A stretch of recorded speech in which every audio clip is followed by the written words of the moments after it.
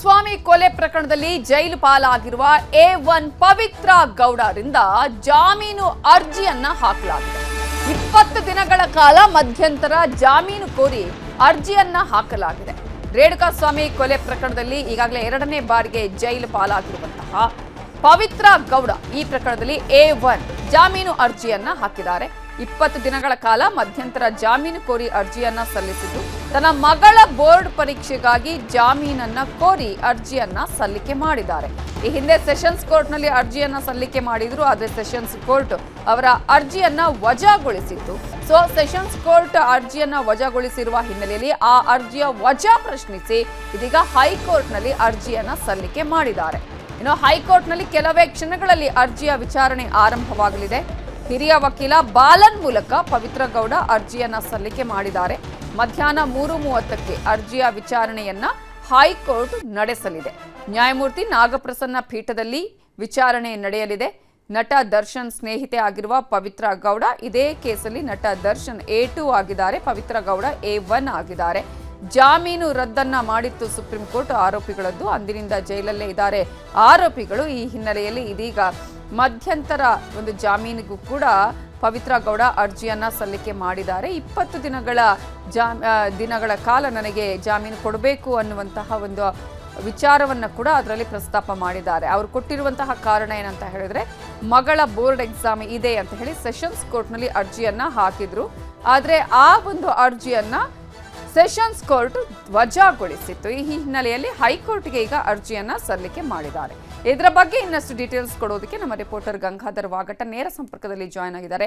ಗಂಗಾಧರ್, ಈಗಾಗಲೇ sessions court ಅರ್ಜಿಯನ್ನ ವಜಾಗೊಳಿಸಿರುವ ಬೆನ್ನಲ್ಲೇ ಹೈಕೋರ್ಟ್ಗೆ ಅರ್ಜಿಯನ್ನ ಹಾಕಿದ್ದಾರೆ ಪವಿತ್ರ ಗೌಡ ಜಾಮೀನು ಕೋರಿ. ಈ ಒಂದು ಅರ್ಜಿಯಲ್ಲಿ ಏನೆಲ್ಲ ಅಂಶಗಳನ್ನು ಉಲ್ಲೇಖ ಮಾಡಿದ್ದಾರೆ, ಈಗಲೂ ಕೂಡ ತನ್ನ ಮಗಳ ಬೋರ್ಡ್ ಎಕ್ಸಾಮ್ ಇದೆ ಅನ್ನುವಂತಹ ಕಾರಣವನ್ನೇ ಕೊಟ್ಟಿದ್ದಾರೆ.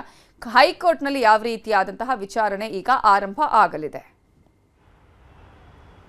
ನವಿತಾ ಜೈನ್, ರೇಣುಕಾಸ್ವಾಮಿಯ ಕೊಲೆ ಪ್ರಕರಣದಲ್ಲಿ A1 ಆರೋಪಿಯಾಗಿರುವಂತಹ ಪವಿತ್ರ ಗೌಡ ಮಧ್ಯಂತರ ನಿರೀಕ್ಷಣಾ ಜಾಮೀನು ಬೇಕು, 20 ದಿನಗಳ ಕಾಲ ಅವಕಾಶ ಬೇಕು ಅನ್ನೋ ನಿಟ್ಟಿನಲ್ಲಿ ಒಂದು ಅರ್ಜಿಯನ್ನು ಸಲ್ಲಿಕೆಯನ್ನು ಮಾಡಿದ್ದಾರೆ. ಅಂದರೆ ಅವರ ಮಗಳ ಬೋರ್ಡ್ ಎಕ್ಸಾಮ್ ಇದೆ ಅಂತೇಳಿ ಹಿಂದೆ ಏನು ಒಂದು ಸೆಷನ್ಸ್ ಕೋರ್ಟಲ್ಲಿ ಅರ್ಜಿಯನ್ನು ಹಾಕ್ಕೊಂಡಿದ್ರು, ಅದೇನ್ನು ಕಂಟಿನ್ಯೂ ಮಾಡಿ ಈಗ ಹೈಕೋರ್ಟಲ್ಲಿ ಹಾಕ್ಕೊಂಡಿರುವಂಥದ್ದು. ಆದರೆ ಪ್ರಮುಖವಾಗಿ ನೋಡೋದಾದರೆ ಸೆಷನ್ಸ್ ಕೋರ್ಟಲ್ಲಿ ಹಿಂದೆ ಇದೇ ರೀತಿಯಾಗಿ ಪಬ್ಲಿಕ್ ಬೋರ್ಡ್ ಎಕ್ಸಾಮ್ ಆಗ ನಡೀತಾ ಇತ್ತು. ಆ ಸಂದರ್ಭದಲ್ಲಿ ಸೆಷನ್ಸ್ ಕೋರ್ಟಲ್ಲಿ ಅವರು ಅರ್ಜಿಯನ್ನು ಹಾಕ್ಕೊಂಡಿದ್ರು. ಆದರೆ ಸೆಷನ್ಸ್ ಕೋರ್ಟ್ ಆ ಅರ್ಜಿಯನ್ನು ವಜಾ ಮಾಡಿತ್ತು. ಅದರ ಮುಂದುವರೆದ ಭಾಗವಾಗಿ ಅವರು ಹೈಕೋರ್ಟಲ್ಲಿ ಸೇಮ್ ಯಥಾವತ್ತಾಗಿ ಅದೇ ಕಾರಣವನ್ನು ಕೊಟ್ಟು ಈಗ ಹೈಕೋರ್ಟಲ್ಲಿ ಅರ್ಜಿಯನ್ನು ಹಾಕ್ಕೊಂಡಿದ್ದಾರೆ. ಆದರೆ ಈಗ ಬೋರ್ಡ್ ಎಕ್ಸಾಮ್ ಮುಗಿದೋಗಿದೆ. ಆದರೆ ಬೋರ್ಡ್ ಎಕ್ಸಾಮ್ ಮುಗಿದೋದ್ರೂ ಸಹ ಈಗ ಹೈಕೋರ್ಟಲ್ಲಿ ಆ ಅರ್ಜಿಯನ್ನು ಮಾನ್ಯ ಮಾಡುವುದಾ ಇಲ್ವಾ ಅನ್ನೋದ್ರ ಬಗ್ಗೆ ಕೂಡ ಕೆಲ ಟೆಕ್ನಿಕಲ್ ವಿಚಾರವಾಗಿ ಕಚೇರಿಯಲ್ಲಿ ಕೂಡ ಅದ್ರ ಬಗ್ಗೆ ಚರ್ಚೆ ಇರುವಂಥದ್ದು. ಈಗ ನಾಗಪ್ರಸನ್ನವರ ಪೀಠದಲ್ಲಿ ಕೂಡ ಅರ್ಜಿ ವಿಚಾರಣೆ ಇದೆ. ಈಗ ಸಂಜೆ ವೇಳೆಗೆ ವಿಚಾರಣೆ ಬರುವಂಥ ಸಾಧ್ಯತೆಗಳಿದೆ. ಆದರೆ ಬಹುತೇಕವಾಗಿ ಅಲ್ಲಿ ಆ ಒಂದು ಅರ್ಜಿಯ ವಿಚಾರಕ್ಕೆ ಸಂಬಂಧಪಟ್ಟಂತೆ ಈಗ ಟ್ರಯಲ್ ಕೂಡ ನಡೀತಾ ಇರುವಂಥದ್ದು.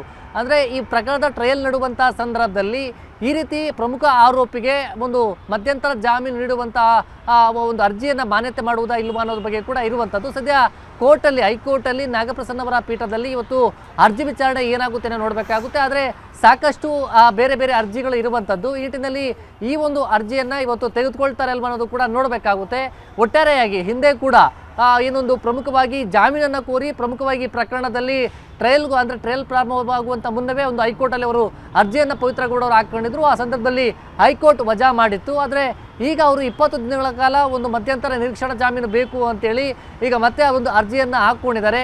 ಈ ಮೂಲಕ ಹೈಕೋರ್ಟಲ್ಲಿ ಏನು ಬೆಳವಣಿಗೆ ಆಗುತ್ತೆ, ನ್ಯಾಯಮೂರ್ತಿಗಳು ಈ ಒಂದು ಅರ್ಜಿಯನ್ನು ಯಾವ ರೀತಿ ಪರಿಗಣಿಸ್ತಾರೆ, 20 ದಿನಗಳ ಕಾಲ ಮಧ್ಯಂತರ ನಿರೀಕ್ಷಣಾ ಜಾಮೀನು ಕೊಡ್ತಾರಾ ಇಲ್ವಾ, ಮತ್ತು ಟ್ರಯಲ್ ನಡುವಂಥ ಸಂದರ್ಭದಲ್ಲಿ ಪ್ರಮುಖ ಆರೋಪಿ ಈ ರೀತಿ ಅರ್ಜಿಯನ್ನು ಹಾಕ್ಕೊಳ್ಳುವಂಥ ನಿಟ್ಟಿನಲ್ಲಿ ನ್ಯಾಯಮೂರ್ತಿಗಳು ಯಾವ ರೀತಿ ತೀರ್ಮಾನ ತೆಗೆದುಕೊಳ್ತಾರೆ ಅನ್ನೋದು ಕೂಡ ನೋಡಬೇಕಾಗುತ್ತೆ.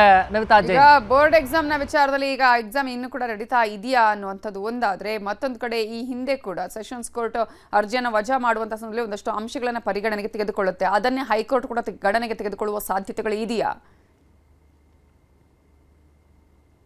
ಯಾಕಂದ್ರೆ ಆ ಸಂದರ್ಭದಲ್ಲಿ ಅಂದ್ರೆ ಸೆಷನ್ಸ್ ಕೋರ್ಟ್ ಅಲ್ಲಿ ಅವ್ರೇನು ಅರ್ಜಿಯನ್ನ ಹಾಕೊಂಡಿದ್ರು, ಆ ಸಂದರ್ಭದಲ್ಲಿ ಬೋರ್ಡ್ ಎಕ್ಸಾಮ್ ಇತ್ತು. ಅಂದ್ರೆ ಯಾಕೆ ಬಹಳ ದಿನ ಅದೇ SSLC ಬೋರ್ಡ್ ಎಕ್ಸಾಮ್ ನಡೀತಾ ಇತ್ತು. ಅದೇ ಒಂದು ಸಂದರ್ಭದಲ್ಲೇ ಈಗ ಆ ಸಂದರ್ಭದಲ್ಲಿ ಪವಿತ್ರ ಗೌಡಗೆ ನಿರೀಕ್ಷಣಾ ಜಾಮೀನು ಕೊಡದೆ, ಅಂದ್ರೆ ಈ ಮಧ್ಯಂತರ ನಿರೀಕ್ಷಣಾ ಜಾಮೀನನ್ನ ಕೊಡದೆ ಅರ್ಜಿಯನ್ನೇ ವಜಾ ಮಾಡಿತ್ತು. ಈಗ ಆ ಒಂದು ಕಾರಣಗಳನ್ನ ಇಟ್ಕೋಬಹುದು, ಹೈಕೋರ್ಟ್ ಕೂಡ ಅದನ್ನ ಗಂಭೀರವಾಗಿ ಪರಿಗಣಿಸಬಹುದು. ಆ ಸಂದರ್ಭದಲ್ಲಿ ವಿಚಾರಣೆಯ ಸಂದರ್ಭದಲ್ಲಿ ಪ್ರತಿವಾದಿಗಳು ಅಂದರೆ ಏನು ಪವಿತ್ರ ಗೌಡ ಪರ ವಕೀಲರಾಗಿರ್ಬೋದು, ಬಾಲನವರು ಒಂದು ಅರ್ಜಿಯನ್ನು ಹಾಕ್ಕೊಂಡಿದ್ದಾರೆ. ಅವರು ಯಾವ ರೀತಿ ಬೇರೆ ಏನಾದರೂ ಇನ್ನಿತರ ಕಾರಣಗಳನ್ನು ನ್ಯಾಯಮೂರ್ತಿಗಳಿಗೆ ಅಲ್ಲಿ ಕೊಡ್ತಾರಾ ಇಲ್ವಾ ಅನ್ನೋದು ಕೂಡ ನೋಡಬೇಕಾಗುತ್ತೆ. ಒಂದು ವೇಳೆ ಏನಾದರೂ ಆ ಸಂದರ್ಭದಲ್ಲಿ ಕೇವಲ ಅರ್ಜಿಯಲ್ಲಿ ಸಲ್ಲಿಕೆ ಮಾಡಿರುವಂಥ ಬೋರ್ಡ್ ಎಕ್ಸಾಮ್ ವಿಚಾರವನ್ನು ಬಿಟ್ಟು ಬೇರೆ ಏನಾದರೂ ಕಾರಣಗಳನ್ನು ಕೊಡ್ತಾರಾ, ಆ ಕಾರಣಗಳಿಗೆ ನ್ಯಾಯಮೂರ್ತಿಗಳು ಯಾವ ರೀತಿ ಮನ್ನಣೆಯನ್ನು ಕೊಡ್ತಾರೆ ಅನ್ನೋದು ಕೂಡ ಅಲ್ಲಿ ವಿಚಾರ ಭಾಳ ಗಂಭೀರವಾಗುತ್ತೆ. ಆದರೆ ಈ ಸದ್ಯದ ಮಟ್ಟಿಗೆ ಈಗ ವಿಚಾರಣೆ ಸಂಜೆ ವೇಳೆಗೆ ವಿಚಾರಣೆ ನಾಗಪ್ರಸನ್ನ ಅವರ ಪೀಠದಲ್ಲಿ ಬರ್ತಿರುವಂಥ ಬಗ್ಗೆ ಮಾಹಿತಿ ಇರುವಂಥದ್ದು. ಸದ್ಯ ಆ ಸಂದರ್ಭದಲ್ಲಿ ಏನು ಚರ್ಚೆ ಮತ್ತೆ ವಾದ ಪ್ರತಿವಾದ ಆಗುತ್ತೆ ಅನ್ನೋದು ಕೂಡ ನೋಡಬೇಕಾಗುತ್ತೆ. ಇಂತಹ ಪ್ರಕರಣಗಳ ಟ್ರಯಲ್ ಆರಂಭ ಆದ ಬಳಿಕ ಎಷ್ಟು ಪ್ರಕರಣಗಳಲ್ಲಿ ಅಥವಾ ಪ್ರಕರಣಗಳಲ್ಲಿ ಸಿಕ್ಕಿರುವಂತಹ ಚಾನ್ಸಸ್ ಇದೆಯಾ ಜಾಮೀನು ಹೇಗೆ ಅಂತ ಹೇಳಿ? ಯಾಕಂದ್ರೆ ಅವರು ಕೊಟ್ಟಿರುವಂತಹ ಕಾರಣ ಗಂಭೀರತೆಯನ್ನ ಕೋರ್ಟ್ ಎಷ್ಟರ ಮಟ್ಟಿಗೆ ಅಲ್ಲಿ ತೆಗೆದುಕೊಳ್ಳುತ್ತೆ? ನವತೇಜನ್, ಪ್ರಮುಖವಾಗಿ ಬೇರೆ ಕೇಸ್ಗಳಲ್ಲಿ ಅಂದರೆ ಟ್ರಯಲ್ ನಡೆಯುವಂತಹ ಸಂದರ್ಭದಲ್ಲಿ ಯಾವ ಆರೋಪಿಗಳಿಗೂ ಸಹ ಈ ರೀತಿ ಮಧ್ಯಂತರ ಒಂದು ನಿರೀಕ್ಷಣಾ ಜಾಮೀನು ಕೊಡುವಂಥ ಸಾಧ್ಯತೆಗಳು ತೀರಾ ಕಡಿಮೆ ಅಂತೇಳಿ SPP ಅವರು ಕೂಡ ಹೇಳುವಂಥದ್ದು, ಕೆಲ ಕಾನೂನು ತಜ್ಞರು ಕೂಡ ಹೇಳುವಂಥದ್ದು. ಆದರೆ ಇಲ್ಲಿ ಪವಿತ್ರ ಗೌಡ ವಿಚಾರದಲ್ಲಿ ಅವ್ರು ಹೇಳ್ತಾ ಇರುವಂಥದ್ದು, ಅರ್ಜಿ ಹಾಕ್ಕೊಂಡಿರುವಂಥದ್ದು ಮಗಳ ಪಬ್ಲಿಕ್ ಬೋರ್ಡ್ ಎಕ್ಸಾಮ್ ಅನ್ನೋದು ಸೆಷನ್ಸ್ ಕೋರ್ಟಲ್ಲಿ ಏನು ಹಾಕ್ಕೊಂಡಿದ್ರು, ವಜಾ ಏನಾಗಿತ್ತು ಅದೇ ಯಥಾವತ್ತಾಗಿ ಹಾಕ್ಕೊಂಡಿದ್ದಾರೆ. ಆದರೆ ಈ ಒಂದು ಸಂದರ್ಭದಲ್ಲಿ ಅರ್ಜಿ ವಿಚಾರಣೆಯ ಸಂದರ್ಭದಲ್ಲಿ ಪೀಠದ ಮುಂದೆ ಬೇರೆ ಏನಾದರೂ ಕಾರಣ, ಭಾಳ ಸೂಕ್ಷ್ಮವಾದ ಕಾರಣಗಳನ್ನೇನಾದರೂ ಅಲ್ಲಿ ಹೇಳ್ತಾರಾ, ತುಂಬ ಗಂಭೀರವಾದಂಥ ಒಂದು ಮನವಿಯನ್ನು ಅಲ್ಲೇನಾದರೂ ಮಾಡ್ತಾರೆ ಅನ್ನೋದು ಕೂಡ ನೋಡಬೇಕಾಗುತ್ತೆ. ಆದರೆ ಈ ಒಂದು ಅನಾರೋಗ್ಯದ ಸಮಸ್ಯೆಗಳನ್ನು ಹೊರತುಪಡಿಸಿ ಬೇರೆ ಏನಾದರೂ ಕಾರಣಗಳನ್ನು ಅಲ್ಲಿ ಕೊಟ್ಟಂಥ ಸಂದರ್ಭದಲ್ಲಿ ಅಲ್ಲಿ ನ್ಯಾಯಪೀಠ ಯಾವ ಥರ ಅದನ್ನು ಪರಿಗಣಿಸುತ್ತೆ ಅನ್ನೋದು ಕೂಡ ಅಲ್ಲಿ ಮುಖ್ಯವಾಗುತ್ತೆ.